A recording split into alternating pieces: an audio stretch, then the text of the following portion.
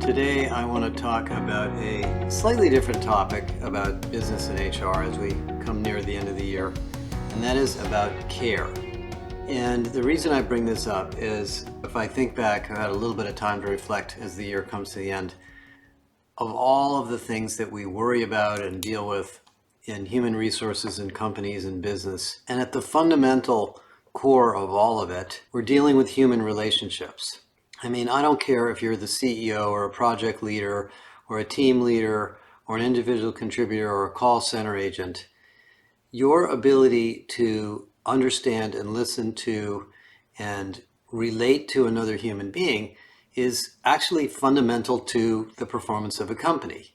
Because every project, every initiative, every deal, every client engagement involves coming to consensus about decisions we're going to have to make, collaborating and working together, and then sharing information and dealing with differences and difference of opinions and problems. And as we go through this, as individual contributors, as leaders, as HR people, we have to decide what is our relationship to the other person we're dealing with. And for some people, this is a manager-boss, supervisor-subordinate relationship. But even in those situations, if we're not able to listen to the other person and understand them, we're probably not going to have a big outcome, success. And that comes down to this idea of care. You know, I get a chance to visit a lot of companies. I get a chance to go to a lot of meetings. I get a chance to get involved in a lot of projects, virtually, dozens of times every week. And the companies that are the most successful, the teams that make the most progress, the teams that are clearly outperforming, are the ones that listen to each other, that respect each other, that care for each other. And I'll talk about the human aspect of this in a minute, but that concept of caring for each other and paying attention to the feelings of the other person are not just helpful in politics and social media, where we have lots of problems in that area, but they're really important in organizations. Because everybody in your company, and I am willing to bet this, wants to be successful and wants to contribute to the goals. They don't always know how. They don't always have the right tools. They might have other things distracting them or holding them back. But if we care for them, if we think about them, if we pay attention to their needs, we're going to be more successful as an organization, and we're going to be more successful in our roles. Now, of course, in HR, we kind of do this for a living. Everything we do when we decide who to hire and why somebody's underperforming, and maybe we need to give somebody a performance improvement plan, or we decide who to get promoted, who not to get promoted, when we talk about teaching people things and they don't understand the right process or the right systems. All of those interactions require this empathy and this sense of care. So I think we mostly think about this a lot, and I know so many of you, I would imagine that you do. But our counterparts may not, because they're focused on the numbers or the project or the deal or their particular role in the organization. So they may not be thinking this way. So let me give you an example of something that really points this out. Around November, October of 2019, before the pandemic was really discovered, maybe it was over the summer, we had a big CHRO conference at UC Berkeley in conjunction with the Haas Business School.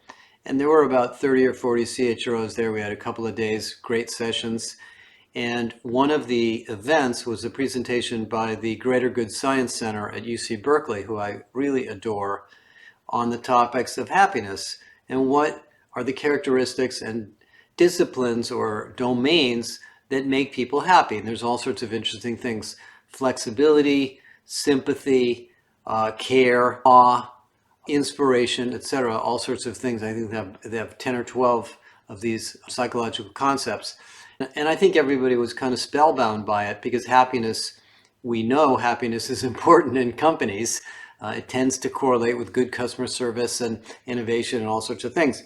So after she sat down, I was thinking about the group, and I stood up and I said, okay, now that we've all had a chance to absorb that, how many of you use these words, these 10 or 12 words that have to do with psychological happiness, in your mission statement, your leadership model, your company culture manifesto, etc.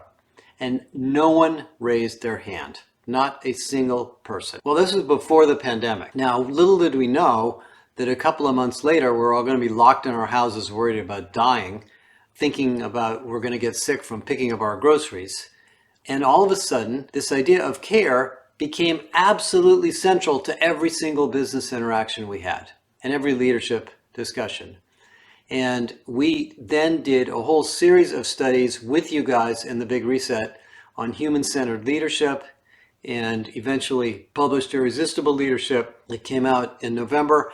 And we showed you that the human care part of leadership is leadership right now, because people can't get their work done if they don't feel that the organization does care about them. And now that we're in a 3.7% unemployment rate, and young people are locked in their homes remotely, not necessarily having a great old time there, wondering how they're going to get promoted and have a social life, we have to be extremely cognizant of how people feel, because they can quietly quit or leave or just work part-time or underperform or work their wage. There's all these memes that have come out of the millennials and Gen Z population to kind of indicate the fact that they want their organizations to care.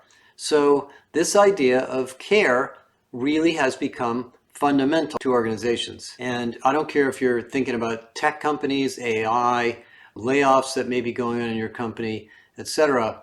When individuals really care about others, the organization outperforms. Now, on a personal level, part of this is respecting the fact that people are different and people have issues. Everybody has their medical problems, their personal problems, their family issues, their parents, their pets, other issues, whatever they may be, that are causing them grief in their own life. And we don't need to know what they all are. That's not necessarily important or appropriate to bring all that stuff to work.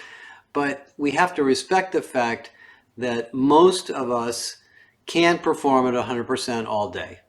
Now, I remember very, very vividly early in my career, certainly the first 20 or 30 years, when I would get into the car in the morning to go to work, I felt like I had to strap on my business personality, my business suit, my business attitude, and go to the office and be a business person.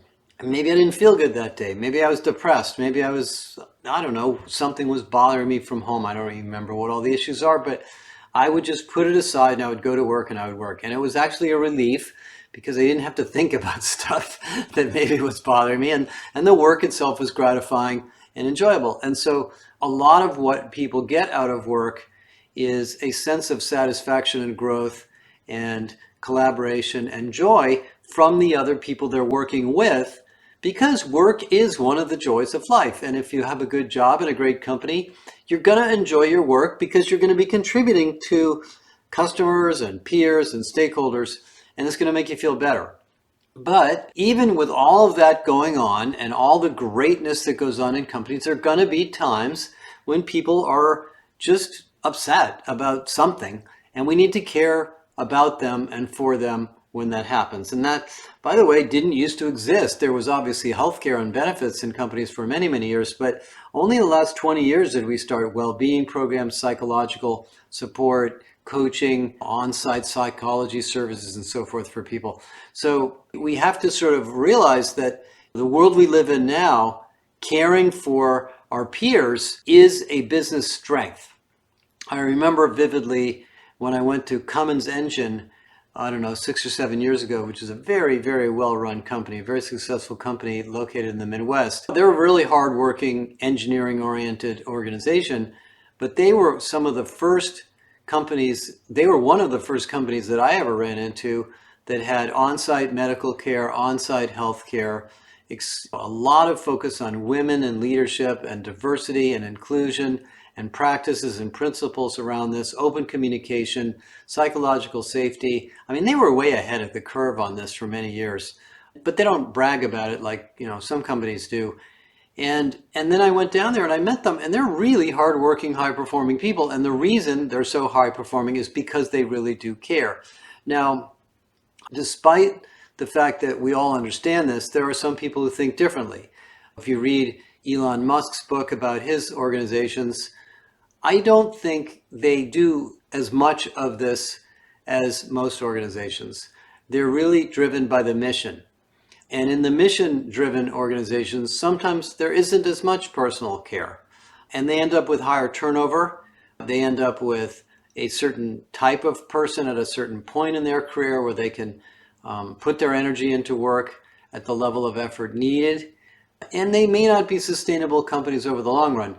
My experience in my 45 years doing this is those companies that are mission driven but don't care about the employees don't tend to last. They flourish for a while, but something happens that gets in their way, a competitor, a cycle change, an economic condition, a mistake, a poor product or something.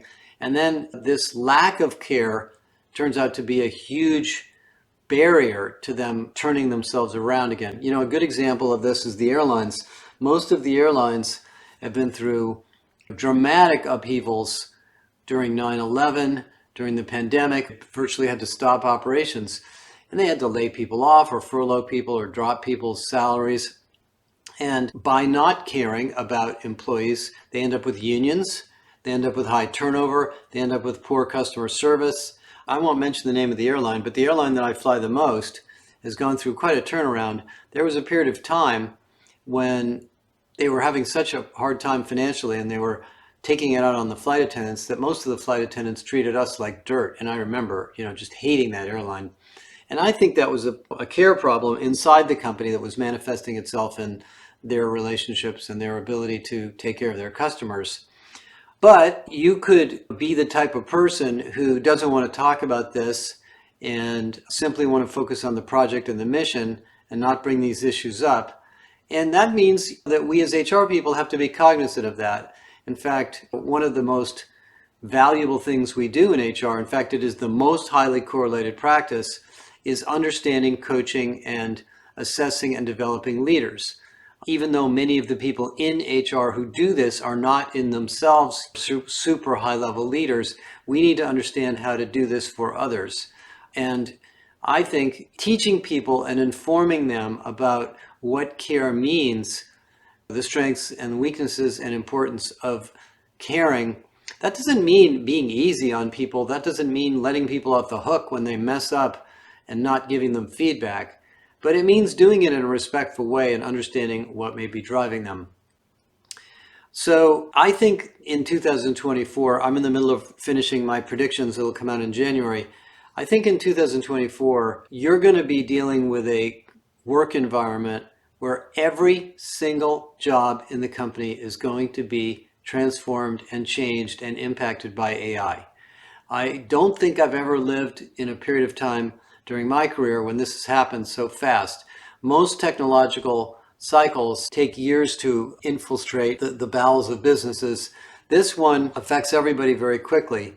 And so what we're going to be doing a lot of in 2024 is not just hiring and training and leadership development and succession and performance management and all that, but we're going to be doing a lot of rethinking jobs. How do we do this work in a new way when we have this intelligent agent or this intelligent platform or this intelligent system that's able to help us do many of the drudgery work we did before? Well, as you can read about in our org design research, that's called org design. And org design is about care because the human part of work is the part that always sits on top of the technology. So if the technology replaces the work you're doing, we suddenly have to move up a level, as I talked about in the podcast I did on expertise a couple of weeks ago. So again, if you care and you pay attention to the individuals and the capabilities of the people in these teams, it will be easier and easier and easier to deal with these changes. I've been on at least 20 calls with companies about AI, and it's funny, you look at in the eyes of the people on the Zoom calls and you're discussing this technology or that technology, and you can see fear, you can see uncertainty, you can see confusion because this technology is still new to a lot of people and they don't understand it. They're not sure if it's going to be good or bad for their particular job. And when you don't understand something, it's intimidating and scary because it could bite you, right? Anytime a new technology comes along that you don't feel comfortable with, you kind of avoid it because you're a little worried that you're going to mess it up or it's going to impact you in a way that you didn't predict. Well, that's a caring problem too. I think a lot of the initiatives going on around AI right now are learning about the AI and understanding how it can be applied. By the way, this goes for vendors too. Those of you that are vendors have exactly these same issues inside your companies because you guys are all scrambling around trying to figure out how to stay ahead of your competitors, and your employees are probably a little freaked out too, either learning or understanding or learning how to implement this technology on behalf of customers. So all of this work that's going to go on around identifying the opportunities for AI and redesigning jobs and redesigning roles is going to fall back on this idea of care. Now, one more sort of angle on this. A lot of conversations going on at the moment about the economy, and nobody can predict the economy. We've had all these pundits, these economists telling us we're going to have a recession, and we never had one. We've had everybody telling us that the inflation is going to ruin the country, and it's come down, that the unemployment rate is going to go up to slow the inflation, and it hasn't gone up. My perspective on the economy is it is essentially a psychological beast, and you have to kind of avoid some of the noise in the system that may come from Twitter or some other place where you're reading it. But what's been going on is really a 5-year, 4-year recovery from the pandemic. And I'm being actually serious about this, that when I think back about what we're going to be dealing with in 2024, we're going to be dealing with even more radical change in the way we work coming out of the existential changes that took place in the pandemic. The pandemic taught us about care, taught us about flexibility, taught us about remote work. It allowed us to build all sorts of interconnected technologies and video technologies. It gave birth to the idea of well-being and the idea of mental health at work. It gave birth to the idea of flexibility and empathy from leadership. It gave birth to the idea of the 4-day work week. It gave birth to the idea of psychological safety, again, even though that's been around for a long time. And it gave birth to the idea that the human issues at work are the issues. I was listening to a really fantastic podcast with Pat Gelsinger yesterday, who's the CEO of Intel. And they're going through a pretty major turnaround at Intel. I know a lot of people that used to work at Intel.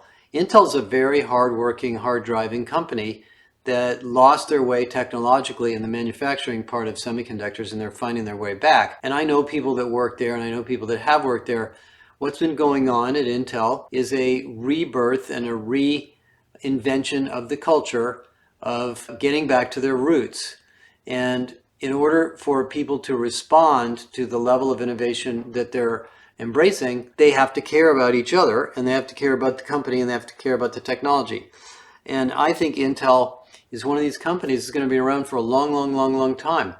There are many companies, Cisco, Intel, IBM, Microsoft, that have been around for many decades. I don't mean 1 or 2 decades. I mean 5 decades, 4 decades, 10 decades.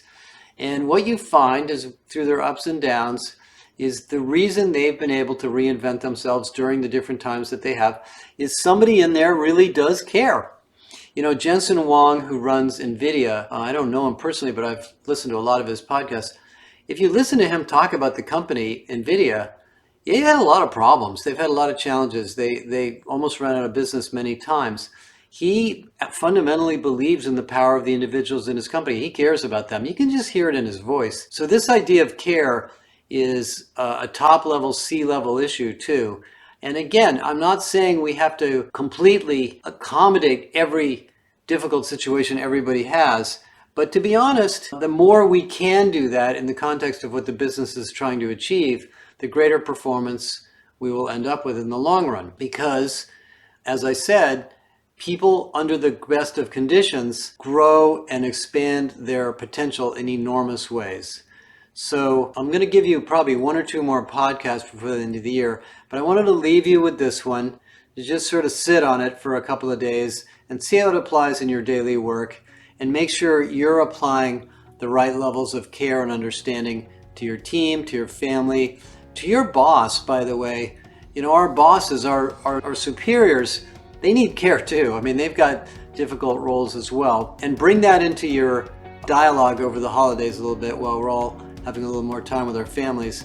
And I think you'll find out that it's been a good thing for everybody, for you, for the organization, for everybody around you. Okay, have a great weekend, everybody. Talk to you next week.